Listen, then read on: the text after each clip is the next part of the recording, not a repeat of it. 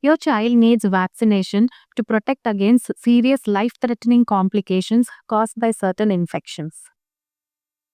Vaccines prevent about 12 to 15 diseases. Number one is hepatitis type B, measles, mumps, rubella, diphtheria, pertussis, tetanus, rotaviral diarrheas, pneumococcal pneumonia, Haemophilus influenzae pneumonia, influenza caused by influenza virus, typhoid, chickenpox, cancers like HPV virus causing cancers. We have been able to eradicate polio only because of the polio vaccine. Vaccines are in general very, very safe. No, vaccines should not be delayed because it decreases the efficacy of the vaccine. All vaccines are equally important. The term optional vaccine definitely is a misnomer. A child can be given a vaccine when there is cough and cold. Only when there is fever, the vaccine should not be administered. Yes, definitely. So, when your child has fits, there are certain changes that we do in the timetable of vaccination, like switching over from whole cellular pertussis vaccine to an acellular pertussis vaccine. With minor differences, we can complete the vaccination schedule.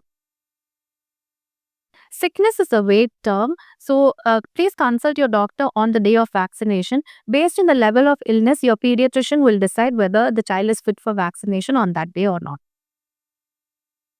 Definitely you can switch over. At whichever point you are switching over, there is a separate schedule for switchover vaccination. Convey this to your pediatrician and your pediatrician will devise the switchover schedule for you. There is always a catch-up vaccination schedule for the missed doses, and we can complete the schedule at whichever point of time you have presented to your pediatrician. Local reactions like redness, swelling, and fever are expected after vaccination. We can give paracetamol for 1 day and topical applications for the swelling.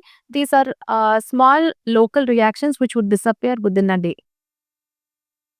Based on the age of the child and the type of vaccine that has been administered, the advice will be given on a one-on-one basis to your child. Yes, a combination vaccines can definitely be given. Certain combination vaccines are incorporated within the IAP schedule, and other vaccines based on your child's age, your pediatrician will devise the combination schedule to reduce the number of visits to the doctor.